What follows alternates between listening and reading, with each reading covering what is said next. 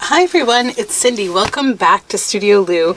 We're here today for day 2 of Junk Journal Round Robin. Please check the description box for all the details associated with Junk Journal Round Robin, as well as my friends that I am collaborating with, RedParrot and ChellesCreativeChaos. So, for day 2, Shell has sent me a puffy envelope, and this is from Mary Ellen, and it's a lovely French magazine that has all this pretty washi tape all around it. It's quite pretty.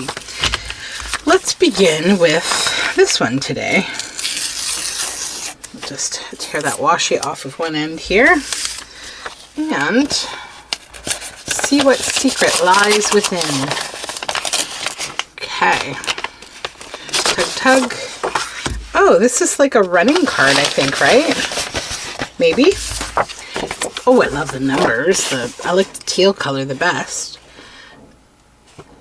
AATS, Dealer Advantage. Yeah, so it's some kind of a number card. Very cool.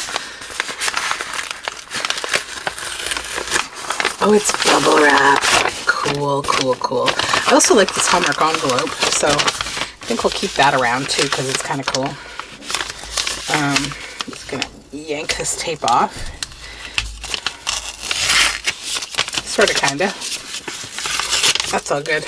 Okay, let's get into this now. You know what I think I want to do is, so this I'm going to use today for sure, I think, and then this. And I need some other bits. They were up here. They were. Ah, here they are. Wow. I need, yes, okay.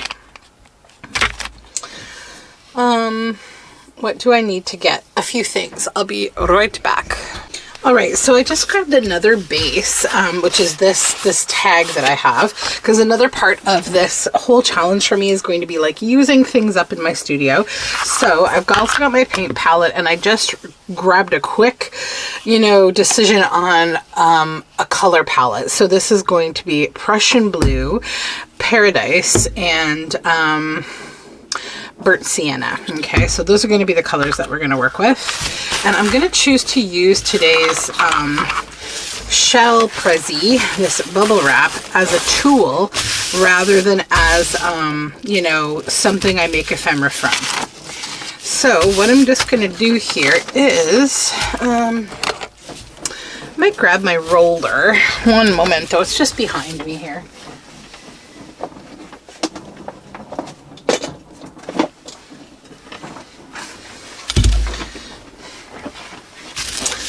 So I'm just going to lay down a little bit of color. Now some of this paint, this one particularly, is probably a little squidgy because I've been pulling out some old paints that I want to use up. Ooh, that's not squidgy at all. It's quite liquidy. I kind of went through my paint, looked for like what was going on with my paints, because some of them I think are a little old, or like I got some really inexpensive free to me kind of yard sale paints last year, and yeah, they have seen better days, but I just want to use up whatever I can, right, of this acrylic, because it's all stuff I want to keep out of the landfill, basically. So now I'm just going to roll my roller around. Now before I get into deeply the other colors, I'll try to spread the existing color around a little. Now time is a little of the essence when you're doing this, because believe it or not, this does not stay wet for a super long time. So I just want to lay this down on here, and then I guess I'll just use my fingers to just kind of roll over this. I'm not going to be stressing about the back here. I know I'm going to get some paint on it because I didn't lay anything down. That's fine. Okay. I think that should be pretty well covered. And then we get that awesome texture. So I'll let that sit over here. And I want to do the same with this whole envelope, actually. because I think that'll go nicely with the yellow for sure. Okay. And then maybe I'll flip it over and do the back. And then we need a paper for paint. Where is it? Here it is. All right. One thing at a time. So we'll lift this up, flip it over, put that back down. And I need, actually, I guess a couple papers. So for this one, I can use a smaller paper. So I'm always unable to find the scrap I need when I'm digging. Here we go. This will be a good one. So I just want to use this to just kind of smooth down so that I pick up color on the other side of the envelope. Okay. So now we get that on that paper. And the other side of our envelope almost done. Not quite. Hold on. A little more over here. There we go. So let's just set those together because the underside of that is clean, right? So life is good. Now I'm just going to set this right on. Actually, no, hold on. I'm going to put this on here so I can pick up that color. And then I'm going to put another sheet of paper here that I can make a painty paper with the leftover here on this roller with the more, you know, more solid paint. And we'll just roly-poly on that. Just to clean the roller off here. Oh, that's pretty though. What a great color that made with all those colors together. It's like very oceanic feeling. Okay.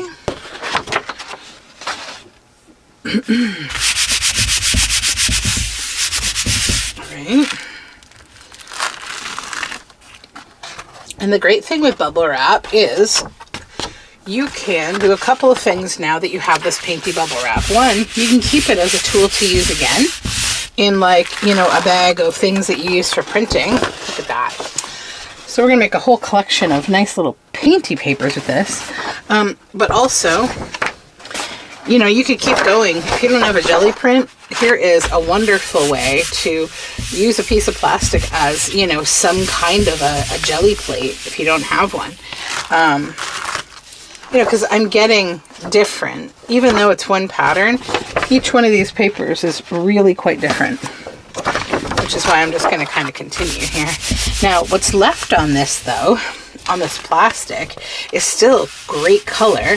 And if we let it dry, we can actually use it, cut it out and use it on pieces. So I'll probably do all those things eventually, but I do have to obviously focus myself a little bit on today. Oh, that's so nice. That one little spot there is real saturated in paint, and it just gives a nice, you know, mark. Yeah. Once you kind of start, it's hard to stop playing with this, but oof, look at that. Amazing. And the harder you kind of press, like the more you're going to get more paint. It's going to get a little right there. And see, when you focus your fingers there, you get a nice heavier mark. Okay, so a whole bunch of papers are over there. I'm going to set them aside. I'm also going to set this aside. And I'm going to let all that dry, and we'll have a whole bunch of cool stuff. So now I need to dry some things so that we can get started on this project. I'm going to use the heat gun here for a moment, the heat tool.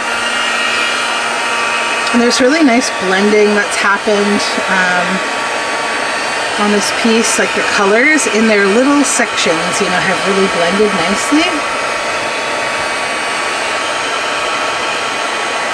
This is the kind of thing I love to do as a mass make. Like when you have something like a piece of bubble wrap and you decided to get your paints out and, you know, go for it. It's really nice to do as a mass make because then you can make a whole bunch of these.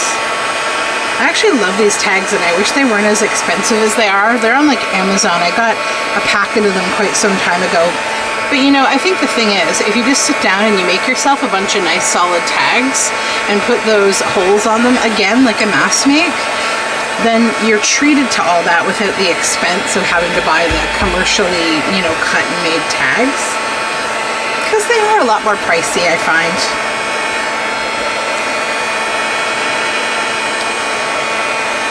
So it's more of a treat in my way of doing things. I don't like to excessively spend when I'm making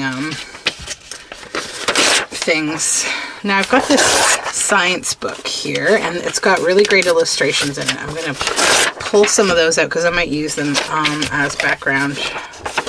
But what I want is just a piece of regular paper here to just kind of press over this one area that got the most paint that's struggling ever so slightly to dry, but actually maybe it isn't.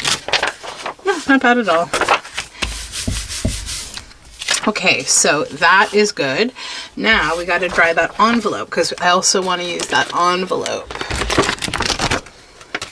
And this needs to be dried on both sides, and see, there's the paper.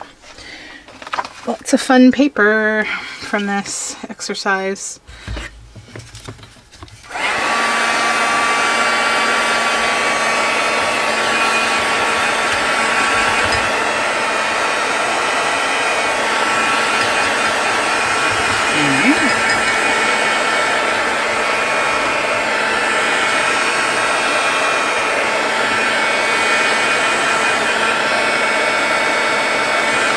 Try to have more concentrated, like, painting kind of days, because I always feel so good about what gets made when I take paints out. And like, one way you can do that that's not overwhelming, where you don't feel like, oh, I gotta take out so many supplies, is literally just quickly choose 3 colors. Like, just choose yourself a limited paint palette like I did, and away you go, you know. And maybe try to use colors that you don't normally use. I think some other nice color blends would have been like, you know, a pink, a brown, and a green, a gold, a green, and a gray, you know, just different kinds of little palettes. And if you have the color cubes from our Color Cuber series, that's another way to guide a little palette. You don't even have to do the whole 5 pages, right? You could just do, you know, what you want to do.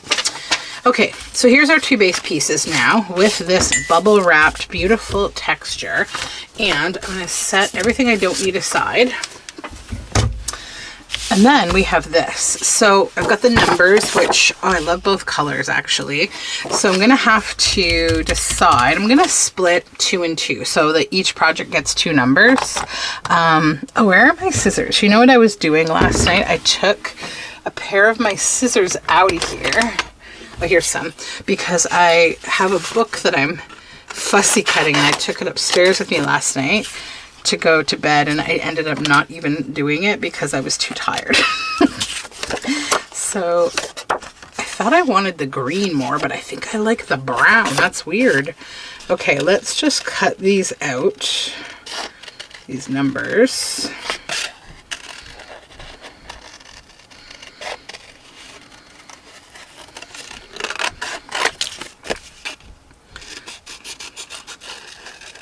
These are not my normal scissors. They're more thick. It feels weird using them. And I don't know where my pink scissors went. I think I've got them over in my fabric. So I've started on a big fabric destash and reorg. And yeah, I've been cutting all the bands and things off my fabric so it can all lay nice and flat. So I think that's where my other scissors are, which I could get. They're just behind me. Okay, and interestingly, the numbers are not exactly aligned. I thought they were. That's funny. Oh no, I guess they're different numbers. Yeah, it's backwards, right? Okay. That one's kind of, but not really. So we have to go with the brown ones for this project.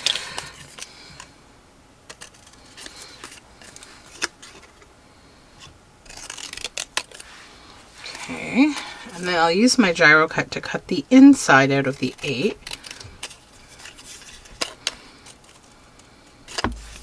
There's the 1. Okay, so when I look at this, I definitely kind of feel the brown more. It just works better. I was so in love with that teal color. It's funny.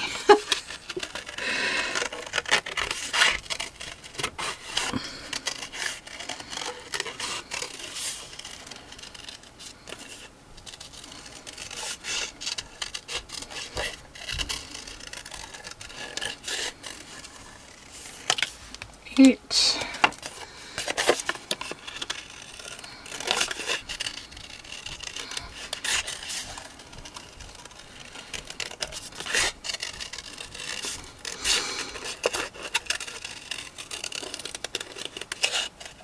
So it's a nice day today. I think I'll probably take a nice walk later, but I want to get a little bit caught up on making a few videos.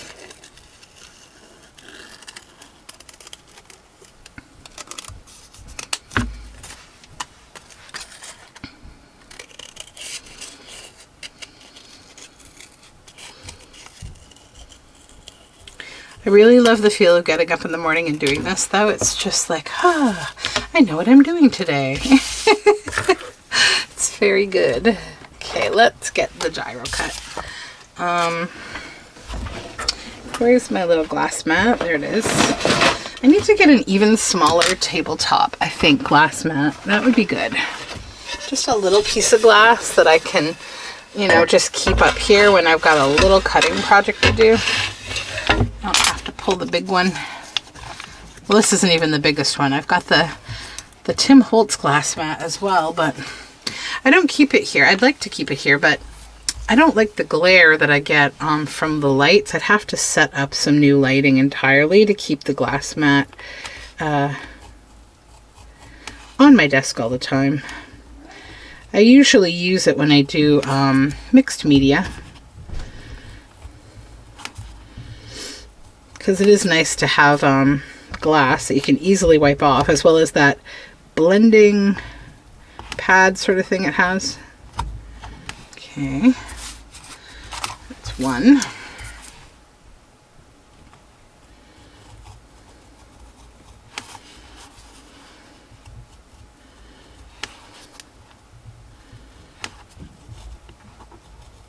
Gotta get my daughter's cub car finished this weekend too, because her race is next weekend.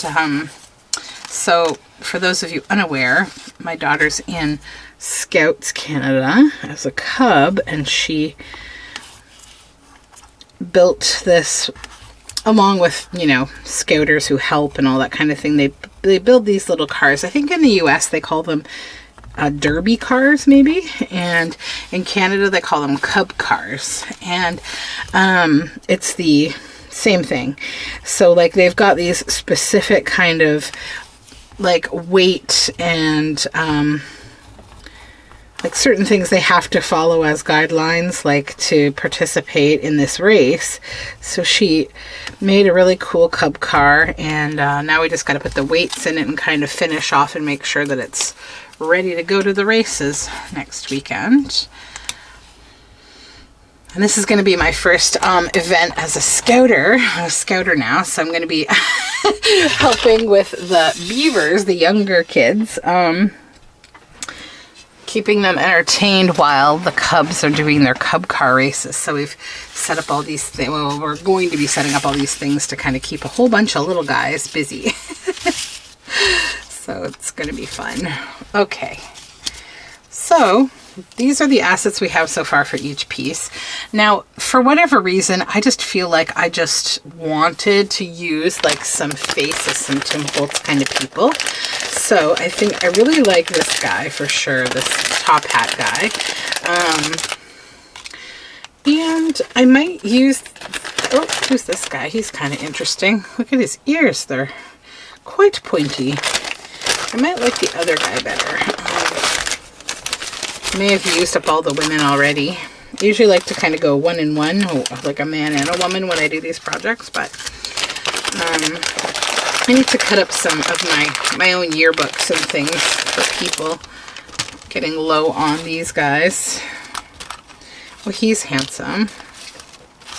So that would be a good one. Oh, there's also this scary lady. Maybe, no, I'm going to go with those two. So let's put the rest of these away.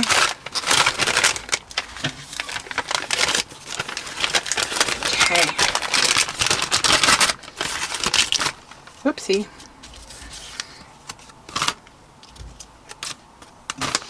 And I have also these bits. I've always got bits everywhere here. These acetate pieces. Okay, so we'll start to lay this out now. I want to use some of these cutouts from this science book. So I'm going to cut out this. This is like, you know, a log cross-cut so that you can see all the rings and everything, the bark.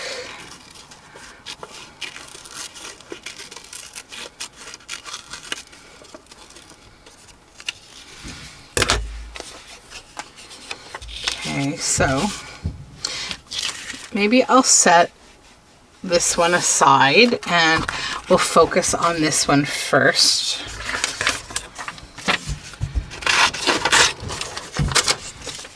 Cut out these circles.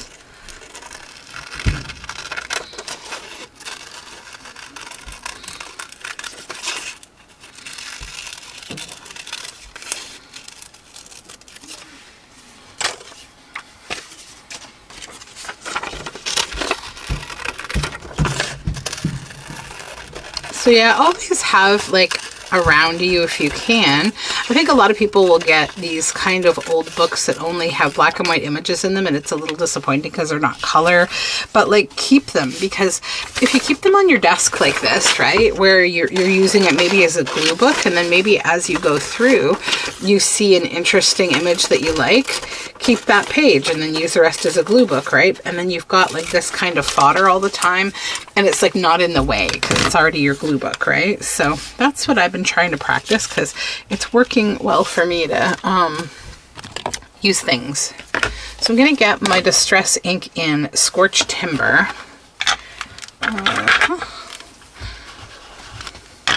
And then I'm going to ink up these numbers a little bit so that they get a little more distressed.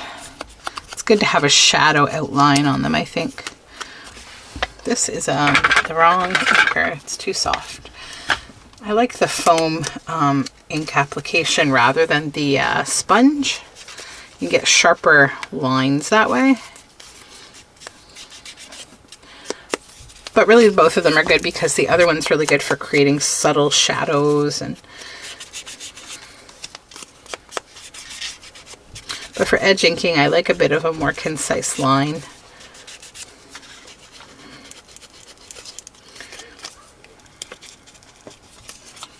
And the shadows in here are good. So you can use a softer one on the inside. And I might as well ink these while I'm here because it's all going to be the same.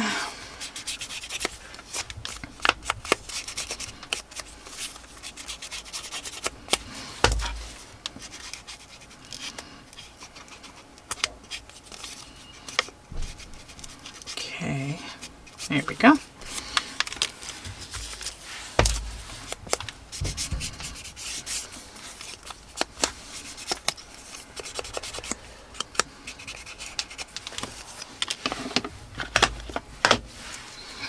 All right, so now we can lay this out a little bit. I think I'll try to focus on the main asset here of him. He's going to be on here. I think I'll want the 8 there, and maybe the 3 up high, because the numbers will sort of kind of not really be necessarily related to one another.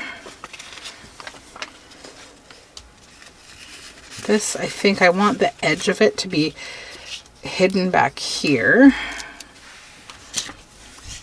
And this, we have the option to either cut it in half. That's probably the better idea. Or, you know, using the whole thing like that. Actually, I kind of like that whole thing like that. All right. And then we need like a piece of this acetate floral, I think, to kind of add something more to this. And I want like a tall, skinny one if I got it. I want to buy more of these. I really love these. I'm going to try printing my own. Print on acetate. I don't think I've tried that yet at all, maybe. Okay, so if we took that one back here, maybe. Oh yeah, I like that. Like that all comes together now. So let's focus on that and get it done, put together. And then we'll go on to the envelope. Okay, so I'm just going to keep everything here for now. Take out one piece at a time and sort of glue them all down. So this I'm going to put on with just regular glue stick. Nice thin paper. And I'll pick up that 3 and just lay that right down there because I know I want it underneath that little hole, but also just right behind that 3.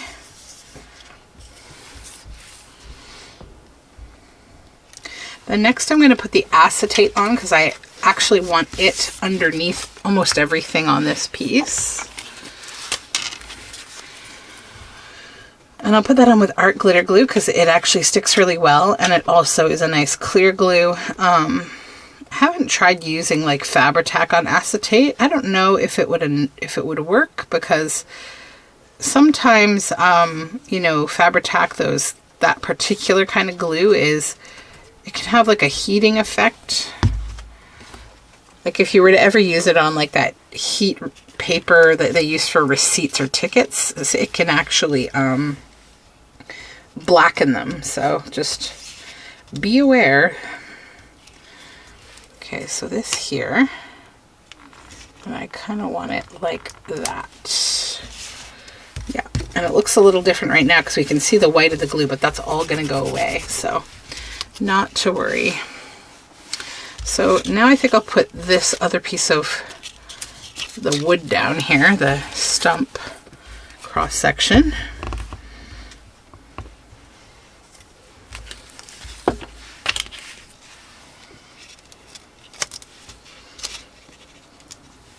Let's get it lined up with the edge.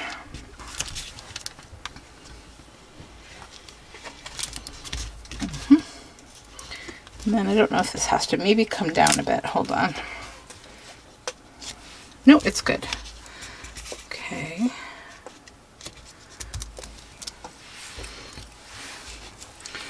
I will put down the 3.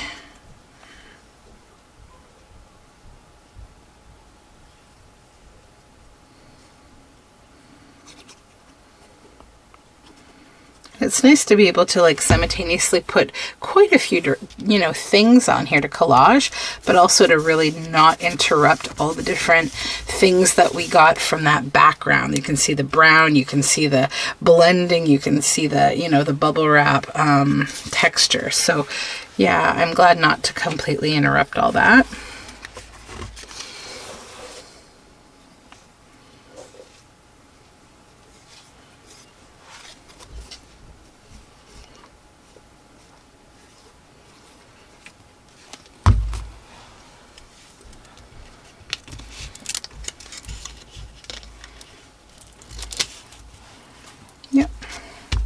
And now we just need to glue him on, and then this whole thing will be good to go.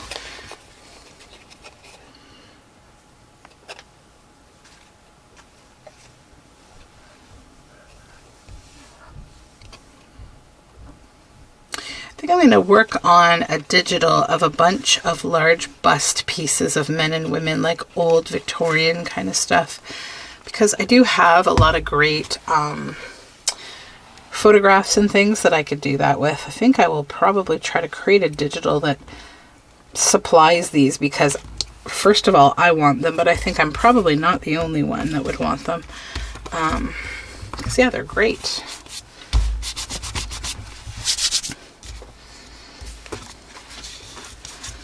Okay. Then I will use my ink here. I'll pop around the edge of this to just outline it.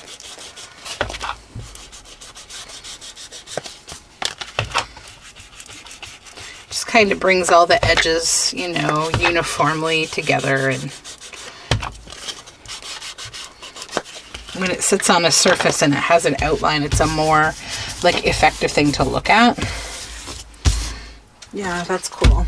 So then the only other thing I might want to do is just, and you don't really need to obviously, but I'm just going to put a little tiny label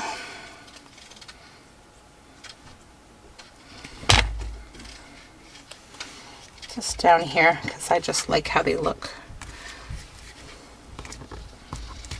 Okay, so that's that one. Now we can work on the envelope.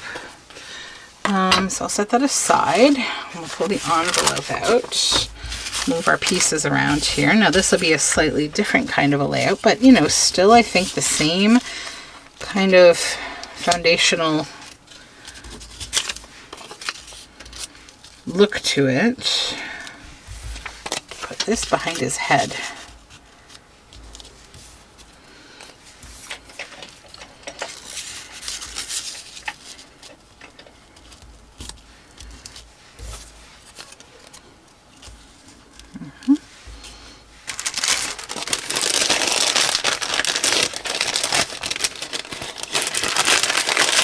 I might need a couple of these on here to just,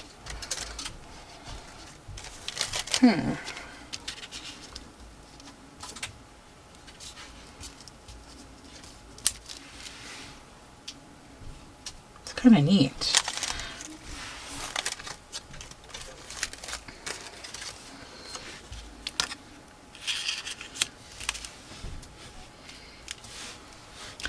That might not be strong enough on that background. I might need something a little bigger, like this.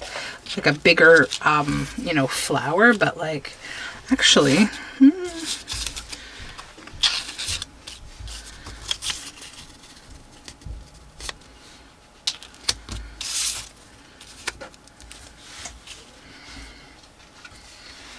nope, that doesn't work. That does. Let's try a few different things. No, almost like the first one better, oddly. I think I could see it better. Yeah, actually, I think that one works best. I'm going to go with that. Okay, so let's put away the other pieces of acetate that are just hanging around on the loose here so that they don't get all over the place.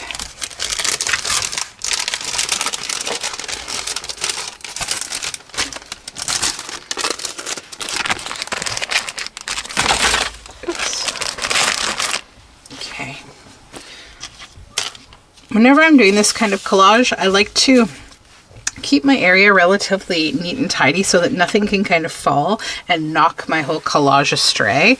Because, you know, I think it's stressful enough having to pick it all up once you've placed it in order to apply glue. It's like, I want it to be exactly how I laid it down. Oopsies, that was a little sticky. Can we get it up? Yeah, we can. Okay. All good. Put this here. Let's have it come off the edge a little bit. If I need to trim it, I will. And then I'll do the acetate next.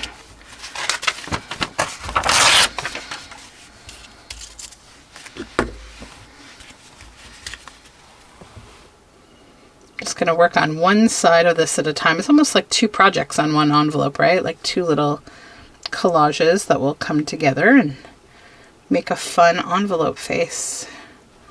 And the nice thing is, you know, we were able to paint both sides, so you'll have a really great looking envelope no matter what you want to do with it.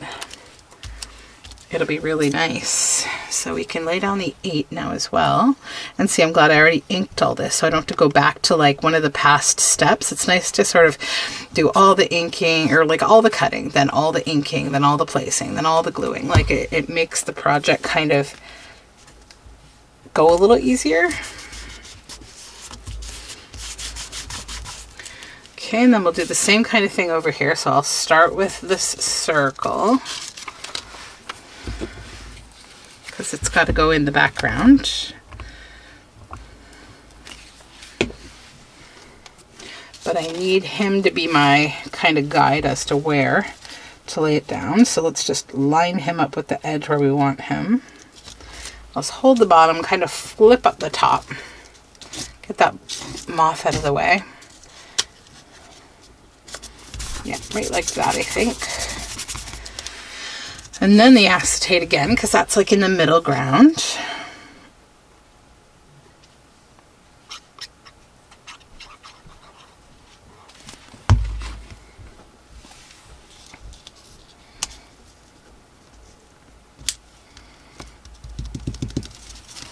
And then we'll put him down,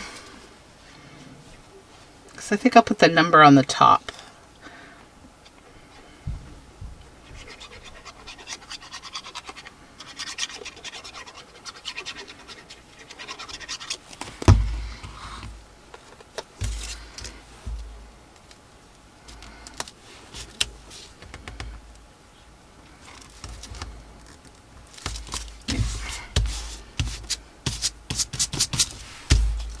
Press that for a moment, and then the number.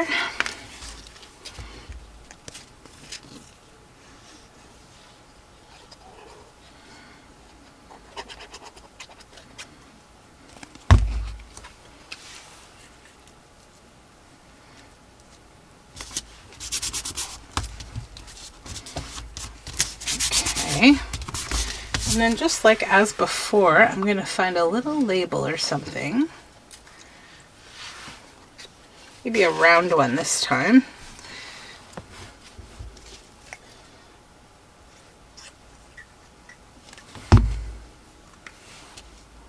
I'll just overlap it between the number and his jacket. Okay, so let's push everything off to the side and take a look here at what we made. I like those. And I think what I might do, I've got this lovely, actually I've got this piece here. I've got some nice gray fabric scraps, and I'm gonna put some of this through the tag because that will look pretty cool. Let's cut a piece off.